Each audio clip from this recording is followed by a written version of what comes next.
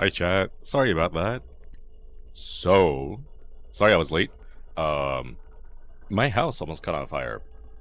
So, well, this house almost caught on fire. I say my as if I own it. But no, I don't own it. I just was here. Again? What do you mean again? I think this is like the first time, at least on stream.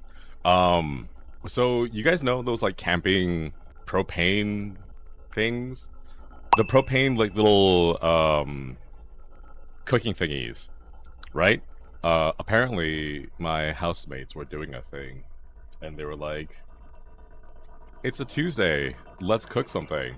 So they did, but apparently they didn't know how to operate that properly, so there was like a big commotion and I ran down to see what was going on and it was on fire, so I had to help them out with that.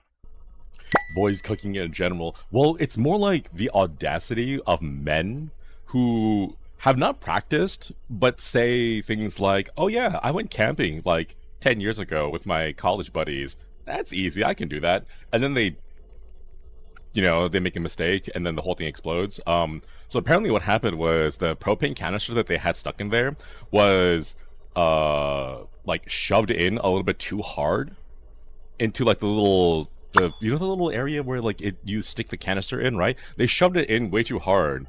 So it was, the nozzle was depressed and it was leaking propane the entire time. So when they went to go snap on the lighter, the igniter, it ignited the propane coming out from the nozzles, as well as all the propane that had been leaking for who knows how many minutes. So yeah, that was fun. I asked them why they didn't do it outside because they were like, "Oh, it's too hot outside," and I'm like, "Isn't that the point? Isn't that the stereotype? You go out there, you have a cookout outside, like in the summer heat. Like, come on." So yeah, thankfully nothing was burned, nothing was injured. I'm glad you saved them. Well, I mean, it was more like by the time I had heard what was going on, like the fire had already like ignited and everything was on fire. They were panicking because of the explosion, but like I walked in, I was like, "Hey, chill, like it's fine." But they were doing something weird with like the rag, where they grabbed the rag and they just kept whacking at the fire, and I'm like, that's not how you put out fires. Like, no, that's not. Yeah. So in case anyone has any similar situations like that, number one, please just stay calm. Just stay calm, okay? Panicking does not help anyone. Second, fire requires two things in order to ignite. One, a fuel source, and two, oxygen. You can stop oxygen pretty easily if you know how to handle it, right? So, like, a damp towel rag would be fine. Like, that's all you needed, right? Don't, like, whack at it with the rag, because that's not cutting off either the fuel or the oxygen source, right? But yeah, so I just ran down, grabbed a hand towel, dunked it in a whole bunch of water, and then I, like, gently placed it over the whole thing. So yeah, but the whole place smells like burning plastic now, so that's always fun.